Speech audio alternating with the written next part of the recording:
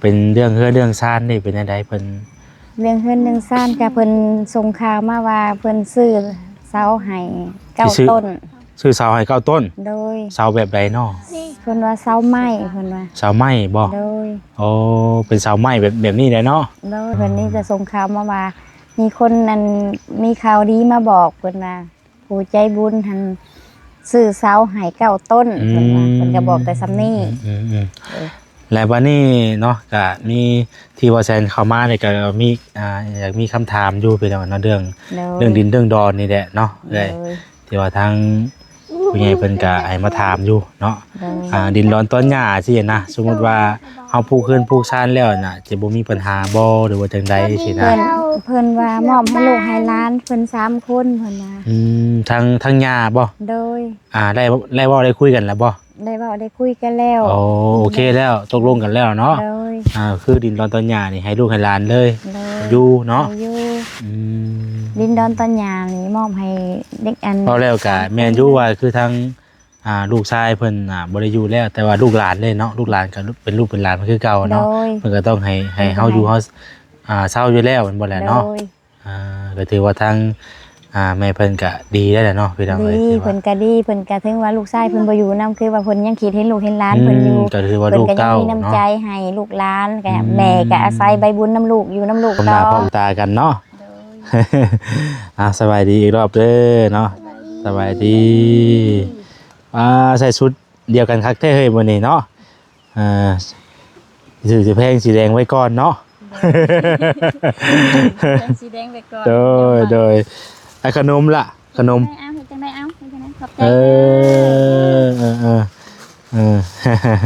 แบ่งกันกินเด้อเตียงมาแต่ใช้อันนี้แม่บุญซื้อให้แม่บุญมันซื้อมาให้บ่โดยโอ้ยังเขียวๆอยู่พี่น้องเอ้ยเนาะฮะก็เฮ็ดแล้วใหม่ๆเพิ่นกำลังแล้วใหม่ๆโดยเฮ็ดแล้วก็เฮ็ดอัน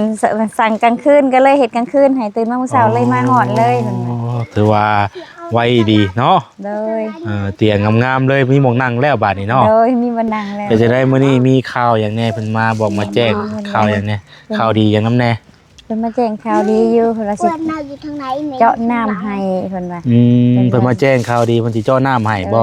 เพิ่นมาแจ้งข่าวดีเพิ่นว่าเจาะน้ำให้แล้วมื้อใดเพิ่นสิเจาะให้มื้อวันจันทร์โดยโอ้มื้อวันจันทร์เนาะโดย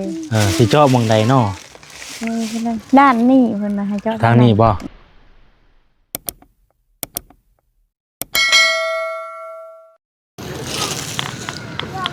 พี่น้องเอ้ยเนาะตอนนี้ก็เปิดภาพเปิดคลิปมามื้อนี้เนาะจากเซโปนมา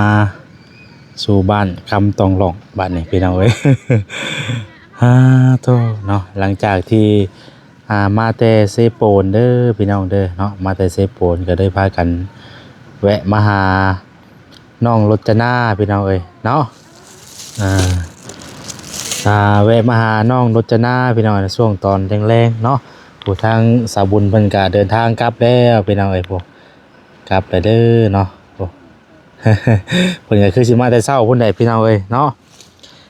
กับทักทายสบายดีเด้อเนาะสบายดีพ่อแม่พี่น้องเบิดสุขสู่คนพี่น้องพบพ่อกับซ่องเบาแสนอีกแล้วเนาะตอนบรรยากาศค่ำๆพี่น้องเอ้ยนอนหลังจากที่เดินทางมาแต่เซโปนเนาะก็มาแวะน้องรจนาแล้วก็สิพากันเดินทางกลับพี่น้องเอ้ยแต่ก็มื้ออื่นจังสิขึ้นมาใหม่อยู่เนาะมื้อนี้ก็คือเห็นทางสาวบุญเนาะเพิ่นก็มาแจ้งข่าวหลายอย่างหลายแนวเฮาก็สิมาถามไทยเพิ่นเพิ่มเติมอีกเทื่อนึงพี่น้องเอ้ยเนาะว่ามื้อนี้เพิ่นมีข่าวอย่างแน่แล้วเข้ามาเนาะพี่น้องเอ้ยเนาะว่าตัวอยู่พร้อมหน้าพร้อมตากันเนาะสบายดีอีกรอบเด้อเนาะสบายดีใส่ชุดเดียวกันคักแท้เฮ้ยมื้อนี้เนาะสิแพงสีแดงไว้ก่อนเนาะสีแดงไว้ก่อนโดยไอ้ขนมล่ะขนมจังได๋เอาขอบใจแบ่งกันกินเด้อแต่ไม่อยู่ได้เตียงไม้บ่มื้อนี้โดยโอ้งามแท้นี่พี่น้องเอ้ยเนาะเตียงมาแต่ใช้อันนี้เ แม่บุญซื้อให้ แม่บุญเพิ่นซื้อมาให้บ่ โดย โอ้ยังเขียวๆอยู่พี่น้องเอ้ยเนาะ ถ้าก็เฮ็ดแล้วใหม่ๆเพิ่น กำลังแล้วใหม่ โดย เฮ็ดแล้วก็เฮ็ดอันสั่งกลางคืนก็เลยเฮ็ดกลางคืนให้ตื่นมามื้อเช้าเลยมาฮอดเลยเพิ่นว่า ถือว่าไวดีเนาะ โดย เตียงงามๆเลยมีหม่องนั่งแล้วบาดนี้เนาะ โดยมีบันนังแล้ว พี่น้องเอ้ยหม่องอยู่หม่องนั่งหม่องเช้าเพิ่นก็คือว่าแหละมันก็มีโฮมม่วงอยู่นี่เนาะ โดย มีโกวงม่วงพี่น้องเอ้ยก็พอดีได้หม่องส่วนหม่องเช้ามีแต่ตักงาตัวนี้ได้ออกอีกนี่อย่ามันเฮาย่างมาโดดทางตาบ่แห้งเด้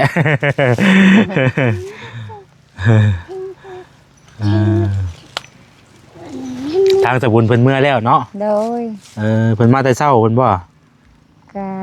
บ่เช้าปานใดประมาณตอน10 โมงหรือ 11 10 โมงบ่ โดยประมาณนี้แหละ11 โมง ให้ เนาะ อยู่ทางด้านกินข้าว เพิ่นมาประมาณ 11 โมงเนาะ โดย โดยเป็นจะได้มื้อนี้มีข่าวอย่างแน่เพิ่นมาบอกมาแจ้งข่าวอย่างแน่ข่าวดีอย่างนำแน่ เพิ่นมาแจ้งข่าวดีอยู่เพิ่นว่าสิ เพื่อนเราอยู่ทางไหนแม่ เจาะน้ำให้เพิ่นว่า เพิ่นมาแจ้งข่าวดีเพิ่นสิเจาะน้ำให้บ่ เพิ่นมาแจ้งข่าวดีเพิ่นว่าเจาะน้ำให้แล้วก็ มื้อใดเพิ่นสิเจาะให้ มื้อวันจันทร์ มื้อวันจันทร์ โดย โอ้มื้อวันจันทร์เนาะ โดย สิเจาะหม่องใดเนาะ นี่เพิ่นว่าด้านนี้เพิ่นมาให้เจาะ ทางนี้บ่ โดย เห็ดที่มันแดง แล้วก็เพิ่น สร้างอยู่ทางใดมาเจาะ อันยังบ่ฮู้เพิ่น ยังบ่ฮู้บ่ โทรไปเพิ่นโทรไปเว้านำเขาอยู่ทางใดบ่ฮู้ว่าเมืองชนบ่อยู่ไส แต่ว่าน้ำทางนั้นบ่ทางมาใช้ชานะ ทางไปยืมมันมาว่าสิมาลองน้ำ โอ้เตรียมไว้ได้แหละเนาะ โดย เตรียมทางมาไว้เลย เดินทางมาไว้ พอแต่สิไปหาน้ำนี่มาใส่ทางให้มันเต็มซื่อ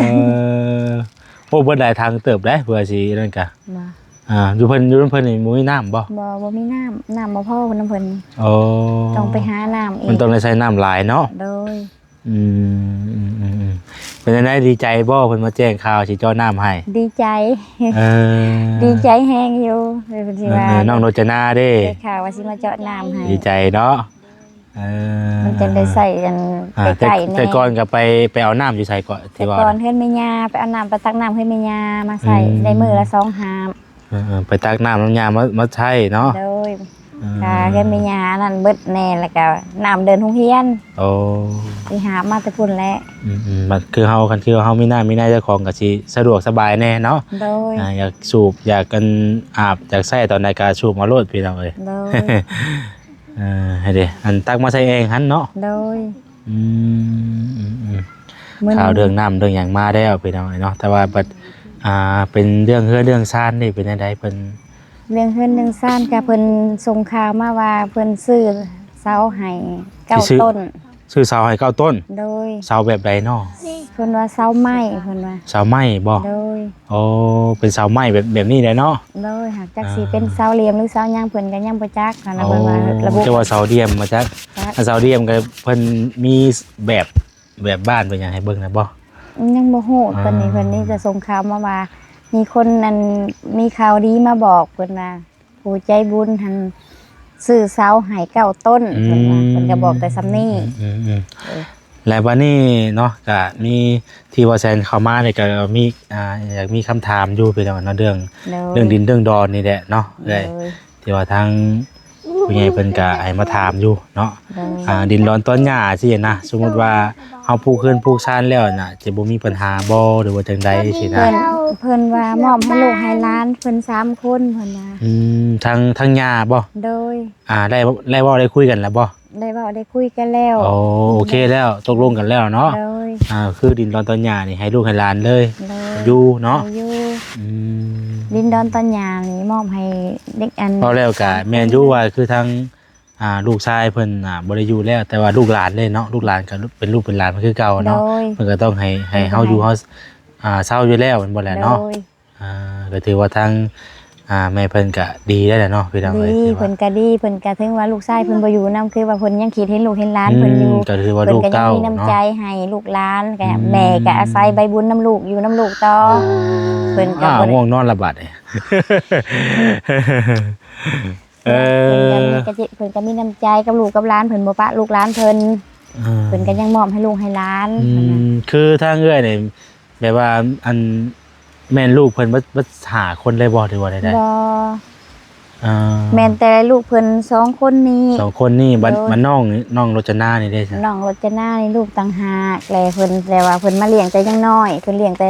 น้องรจนาใน3ปี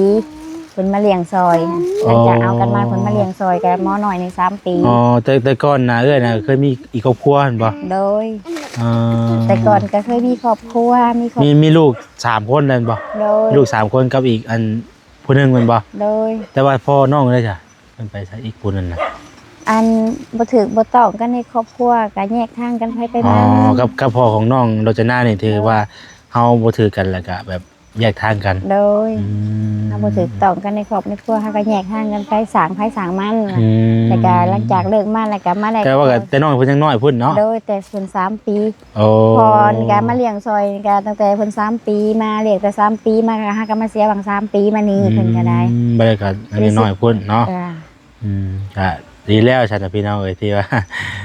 นั่งลงล่ะ ลูกนั่งลงอายเพิ่นดีกว่านั่งลง คือบ่มัดผมได้เฮ้ย มัดแล้วก็แก้มัดแล้ว มัดแล้วก็ ก็ แก้ แก้ไปล้างหัว เอาสระหัว สระผมบ่อาบแล้วบ่น้ำมื้อนี้ บอกได้ไหม อาบแล้ว อาบแล้วอาบแล้วคือมามุมซะเออ ดินกิรินอาบแล้วก็มุม เออ แล้วก็มาเลี้ยงเพิ่นก็มาเลี้ยงซอยแต่3ปีแล้วก็มาเพิ่นก็หักแพงก็คือการเพิ่นก็บ่ได้หายบ่ได้จมเนาะ ดีแล้วบ่ได้ง่ายก็คือดินตอนนี้น่ะเพิ่นให้เฮาอยู่เฮาเช่าตั้งแต่ที่ว่าทางพ่อน้องๆเพิ่นยังอยู่แล้วก็ โด เพิ่ ย นก็ให้แบ่งให้อยู่เนาะ โดยเพิ่นก็ แล้วก็ให้ปลูกให้ขึ้นให้ซั่น เพิ่นก็แปลงปันให้ลูกเพิ่นแต่ละคนแล้วก็พอนี่ก็ได้ตอน อาชีพว่าแล้วก็คือดินนี่เพิ่นปันให้แล้ว โดย ปันให้ลูกของลูกชายเพิ่นแล้ว แม่น บัดนี้ก็คือว่าลูกก็คือว่าพอเพิ่นบ่อยู่หยังก็เป็นของลูกของเต้าไป โดย ลูกเต้าอยู่เนาะ โดย อ๋อโดยนั่นพี่น้องเอ้ยเนาะถือว่าเพื่อนชาตินี่ปลูกได้ ได้ ถือว่าเฮาสามารถปลูกเพื่อนปลูกชาติได้สามารถเฮ็ดหยังก็ได้นะเพราะว่ามัน โดย เป็นคือว่าสิทธิ์ของเฮาแล้วเนาะ ได้แม่น อืม เฮาอยากเฮ็ดหยังก็ได้เฮาอยากปลูกนั่นปลูกนี่เฮาอยาก มีใบมีหยังข้างในบ่ มี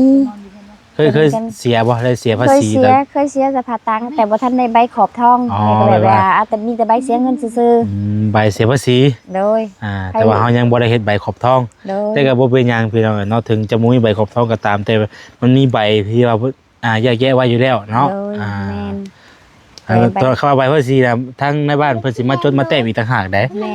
น เพิ่นสิเฮ็ดเป็นขอบทองไม้ให้เฮา โดย แต่ละดินแต่ละส่วนนี่เพิ่นสิมาบางเทื่อดินเฮากำลังแบ่งออกเด้บินกันดินกำลังแบ่งออกจากที่ว่าของเพิ่นที่นะ โดย แล้วเพิ่นก็ แล้วก็ แล้วเพิ่นก็สิมาเฮ็ดไม้บ่ได้นะ แม่นก็มีสื่อไล่สื่อผู้นั้นไล่สื่อผู้นี้เพิ่นมอบให้ผู้นั้นผู้นี้แล้วก็เพิ่นก็เฮ็ดตามขอบทองมาว่านั่นน่ะแต่ว่าบ่ได้เรียนกฎหมายบ่ได้เรียนอันนี้ดอกแต่ว่าเพิ่นปรึกษาให้ฟังแบบนี้ว่า แต่ว่ามันก็บ่เป็นหยังดอกพี่น้องเอ้ยเนาะ โดย ก็ถือว่าได้แล้วพี่น้องเอ้ยสามารถปลูกเรือนปลูกชานได้ โดย อ๋อแต่ว่าเรื่องน้ำบาดาลมีแล้วเนาะ โดย เสาเก้าต้นมีแล้วเนาะแต่ว่าในอื่นยังบ่ทันได้ ยังบ่ มีเนาะ โดย โดย เอาก็ถือว่าดีใจนำทางเอ้ยแดงแน่เนาะ โดย ถือว่าไว้อยู่ได้นี่มีข่าวดีมาไว้อยู่ได้นี่เนาะ ก็สมควรอยู่เป็นตั้งโตบ่ถึกคนนั้นมีข่าวดีไว้แล้วก็เลยจะตั้งโตบ่ถึกเลยบ่จักในเหตุความดีใจแฮงค่ะ โดนตั้งตัวบ่ถึกเลย โดย แบบว่าจักสิเฮ็ดแบบไรจักสิเว้าได้ๆเนาะ จนบ่จักให้แน่ว่าสิว่า แนวเฮาบ่เคยได้เด้เนาะ เคยได้เฮามาได้บาทเดียวเฮาก็เลยจนบ่จักแน่ว่ามีแต่ว่าดีใจเพิ่นถามว่าดีใจบ่ดีใจผู้เพิ่นใจบุญมาส่งให้เฮามอบให้เฮา บ่ได้ว่าตัวเองพันนะว่ายิกเบิ่งอยู่บ่ ก็เกือบอยู่ยิกตัวเองก็ยังเจ็บ มันบ่แม่นพันแล้วว่าได้ติเรื่องจริงแล้วว่าได้ติ โอ้ยยิกตัวเองก็เจ็บอยู่กับเรื่องจริงว่ะ แบบส่งเขามาเนาะส่งเขามาปุ๊บก็ท่านถามมือหนึ่งมาบอกข่าวดีแบบหนึ่งมือหนึ่งเอาข่าวดีนั่นหนึ่งมาบอกมือที่หนึ่งมาวัดข่าวดีมาบอกเอาไปมาเลิกตั้งโตปกติได้ความดี นี่แห ใจ ละพี่น้องเนาะอันนี้คือบางเทื่อก็อาจจะเป็นบุญของเฮาที่เฮาเฮ็ดทำความดีไว้สะสมไว้ตั้งแต่นี่แหละเฮาเฮ็ดก็ทำเฮ็ดความดีมาเนาะบุญเพิ่นก็ส่งเฮานำพาเฮาให้มีผู้ส่วนสู้ โดย ความดีเฮานี่แหละพี่น้องเอ้ยเนาะทางผู้ใหญ่เพิ่นก็มองเห็นนี่แหละเนาะ โดยแม่ บางหม่องบางบ่อนอยากได้อยากให้ซอยดีก็บ่ได้มีได้ โดย ก็มีหลายอย่างในแนวอยู่พี่น้องเอ้ยเนาะบางครอบครัวที่ว่าอยากได้อยากให้มีผู้ซอยก็บ่มี แต่มีอันนี้คือว่าเป็นบุญของทางเอื้อยเพิ่น โดย เนาะมีบุญวาสนา สา ต่อกันกับทางผู้หลักผู้ใหญ่เพิ่นที่เพิ่นคิดเห็นเนาะ โดย เพิ่นเห็นแล้วเพิ่นก็อยากชดอยากซอย แม่น ให้ แต่ เฮา เพิ่นเห็นเพิ่นจะคิดอยากซอยก็ถือว่าบุญวาสนาของเฮาถือว่าเฮายังมีบุญอยู่มีคนเมตตาสงสารก็นับถือเพิ่น มี ที่ ผู้ สุ สุ ด ดผู้ซอยอยากชดซอยเฮาเนาะ แม่น ที่ว่ายังคิดเห็นเฮาอยู่เนาะ โดยยัง อ่ายั ยังคิดว่าเห็นยังคิดว่าเห็นคนยากจนยังเพิ่นยังมี โดย เห็นอยู่ไกลสันใดเพิ่นก็ยังมีเห็นเฮาอยู่ก็ถือว่าเฮาก็มีบุญที่สุดล้นค่าเลย เลย ก็ขอบอกขอบใจหลายๆหั่น มีแต่ แหละ เฮารักษาความดีไว้คุณงามความดีแล้วก็กับความรู้ความมั่นขยันนั่นแหละเนาะ โดย ถ้าว่าเฮาเพิ่นแล้วเวียกแล้วงานอยู่ในนี่แล้วก็เฮาก็ไปเฮ็ดหาคือเก่าหั่นแหละเนาะ โดยเฮาก็เฮ็ดคือเก่าหาคือเก่าเฮา แม่น เฮาก็เคยไปเฮ็ดไปหาในนั้นเฮา โด สิ ย คันว่าเห็นเพิ่นซอยเฮาปาน เพราะว่ายามเพิ่นมาเพิ่นก็มายามเพิ่นบ่มาก็บ่มาคือกันเด้ โดยมันก็มี เป็นบางช่วงบางตอนพี่น้องแล้วเวียกแล้วงานเพิ่นก็สิมีไปเนาะมันก็เป็นขั้นตอนไปเนาะก็พากันมาแต่เซโปนพุ่นเด้ โดย แล้วก็มาแวะก่อนว่า พากันไปมาแต่เซโปนพุ่นเออ พากัน มาไกลเนาะสิมาแต่เช้าพุ่นบ่หรือว่าแน่ บ่ก็มาช่วงบ่าย เออ ๆตอนเช้าก็อยู่ยังอยู่เวียกอยู่พุ่นอยู่ มาส่วนอันบ่ายๆก็มาฮอดพียังเว้นเติมเนาะถือว่า ไว้เติบอยู่ เติบ ถือว่าไว้เติบถือว่าขี่รถนี่ถือว่าไว้เติบแล้ว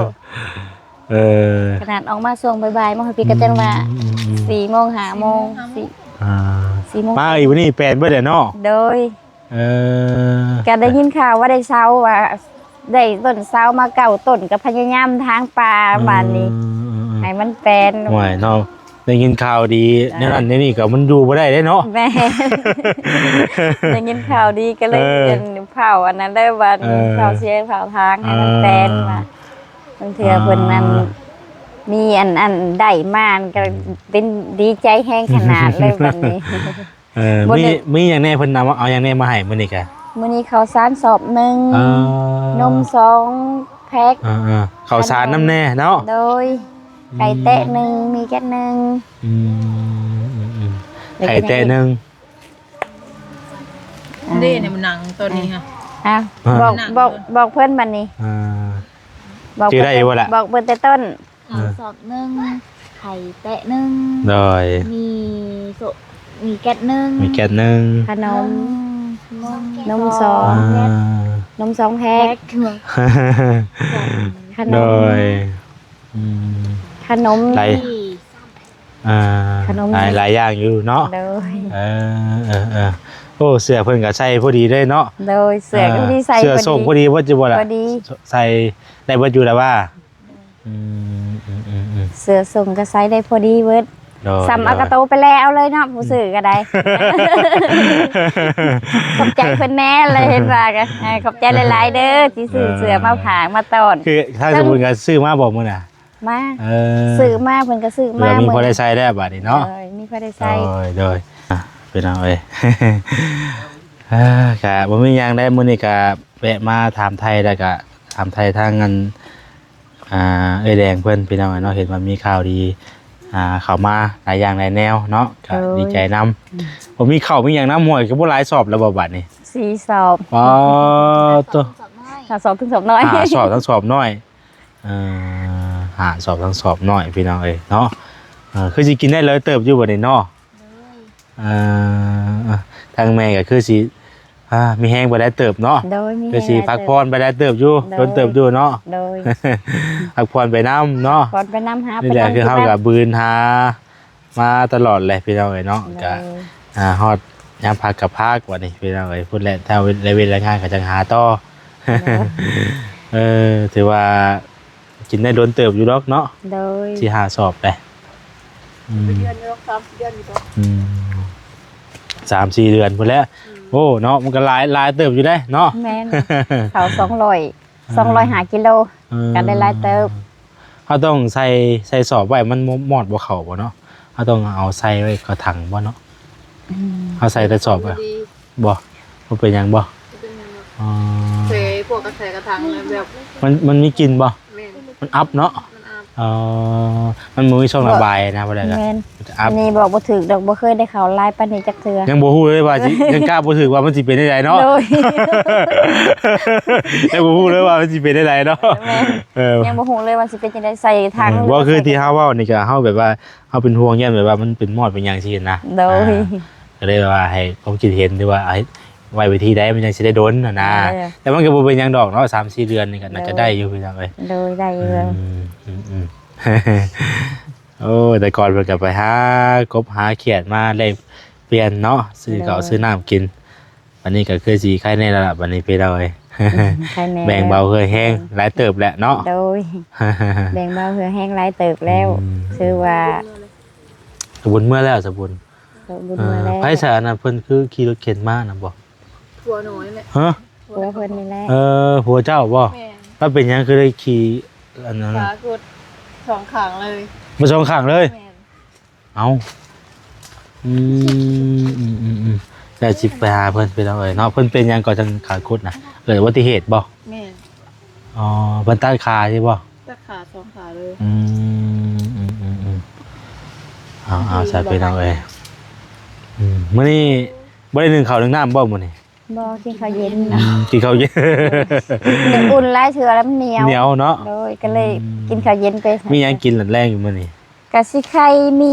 ปลากระป๋องหั่นแหละที่เพิ่นเอามาให้หั่นแหละ เป็นไข่เป็นมีอันแล้วเนาะ เลย เอาดีใจนำ ดีใจ ดีใจอะไรผู้ได้หับก็ดีใจ ผู้ส่งมาให้ก็พอใจ ก็เลยทั้งสองท่านท้องพายก็พอใจเสมอต้นเสมอปลายกันเพิ่นก็พอใจเพิ่นก็เอามามอบให้เฮาเนาะเพิ่นก็อีต้นสงสารเฮาก็ดีใจได้หับของเพิ่น โดย เฮาก็ เป็นบุญเดิมมือน้ำบ่ได้ เอาซะพี่น้อยมีแต่นั้นเด้อเด้อทั้งบ่แซนกะมื้อนี้ก็บ่ได้มีหยังพี่น้อยมีแต่ส่งผลมาต้อนไปมาเยี่ยมมายามมา โดย แสดงความยินดีนำเด้อ โดย ที่มีข่าวดีเข้ามา โดย แต่ก็มื้ออื่นสิเข้ามาอีกอยู่เด้อมื้อ โด อื่น ย มื้ออื่นสิเข้ามาเดี๋ยวเพิ่นยังอยู่แต่ว่าสิไปหาแม่ตู้คูณก่อนพี่น้องแล้วก็จะสิแวะมาหาทางเอื้อยเพิ่นเนาะ โดยเอาอยู่ดีมีแฮงเด้อเนาะต่อไปนี่ก็ขอให้มีแต่สิ่งดีๆเข้ามาเนาะสิ่งที่มันบ่ดีบ่งามก็ให้มันไปทางพุ่นแหละ เขาบอก มีแต่สิ่งดีๆเข้ามาบัดนี้เด้อ เขาบอกขอบใจหลายๆผู้เสียนส่งของมาให้ส่งอันนั้นอันนี้ โด เขาบอก ย ขอบใจหลายๆขอบใจผู้เป็นสะพานบุญนั่นคือบ่แซนก็ได้ โดย ขอให้อยู่ดีมีแห้งคือกันเด้อ โดย เขาเจ็บทางใดก็ไข่ไม่มีบ่แซนก็ได้ควรเป็นสะพานบุญไต่มาหาทางถึงทางนี้ขอเขาบอกขอบใจหลายๆให้อยู่ดีมีแห้งคือกันให้สร้างลูกผู้ขึ้น โดย งานการก็ขอให้ลาภให้ลื่นให้มีแต่เงินไหลมาเทมาเด้ โดย อบ่ สา แซนก็ได้ ธุเนาะเอายินดีน้ำเว้ยเพิ่นพี่น้องเอ้ย มาขอไม้เด้อวันนี้เด้อเนาะ ขอบใจนะแม่ค่ะขนมมา โดยโดย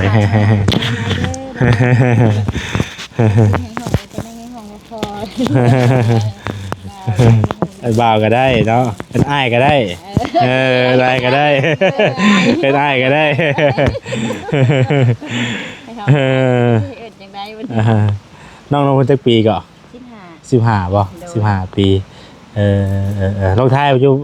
ทางง่ายกล้าว่าประมาณจักปี ลองทายดู ประมาณประมาณ มียังหก แม่น อย่าบอกว่ารักหกระบบ มันก็พูดนะว่าติ 30 ที่ป้าย 30ปลาย30เท่าไหร่34 34 มันต่ำแท้ประมาณ30 อันนี้เท่าไหร่ 37 38เลย ยังคงสูงขึ้นนะนี่ ทารุ่นเพิ่นบอกเอ ตัว ง แรกเนาะจะมีหนวดดิบ่เนาะมันคือถามคนไหนว่าจะไง และเท่าและ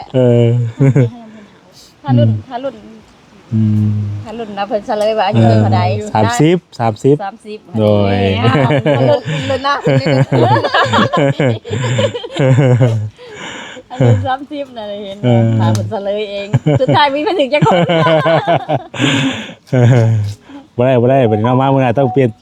นโฉมใหม่เด้อ เขาเบิ่งหน้า หน้าตาแบบคือแบบเอาเลยหลาย หนวดหลายเพิ่นเนาะ จงเขาจงหน่วยหลายจงเขาโอ้ย30พอดีอันนั้นแล้ว บ่เป็นหยังพี่น้องบ่หยอกบ่หัวกันไปเนาะ อย่าหายอย่า โดยบ่เป็นหยังเนาะ ไปว่าจะไปชมคลิปก่อนเด้อโดยคำใดพี่น้องเอ้ยเนาะโอ้ยพุ่นน่ะเพิ่นกะมีข่าวข่าวดีเข้ามาได้บาดนี้มีชมมีเสาแล้วก็เรื่องน้ำเรื่องในพี่น้องเอ้ยเนาะก็ยินดีนำเพิ่นและทางบ่แซนก็ได้เนาะติดตามเบิ่งว่าสิมีหยังเพิ่มเติมอีกแน่เนาะแต่ว่าทางบ่แซนก็ยังบ่ได้มีหยังเด้อพี่น้องเอ้ยเนาะก็มีแต่มาถ่ายให้พี่น้องเบิ่งบรรยากาศนํกันเนาะไปขอตัวลาไปก่อนพี่น้องอยู่ดีมีแฮงบ่สุขสุขคนเด้อพี่น้องเด้อเอาพี่น้องเอ้ยเนาะก็โอเคพี่น้องเอ้ยสำหรับคลิปนี้ก็จะขอตัวไปก่อนเด้อพี่น้องเด้อผิดพลาดประการใดก็ขอโทษขออภัยมื้อนี้ก็แวะมาหาทางน้องรจนาเพิ่นพี่น้องเอ้ยเนาะก็บ่ได้มีหยังแต่มาถามไทยอัปเดตเพราะว่าเห็นได้ยินข่าวดีเข้ามาหลายอย่างหลายแนวก็มาแสดงความยินดีด้วยเพิ่นพี่น้องเอ้ย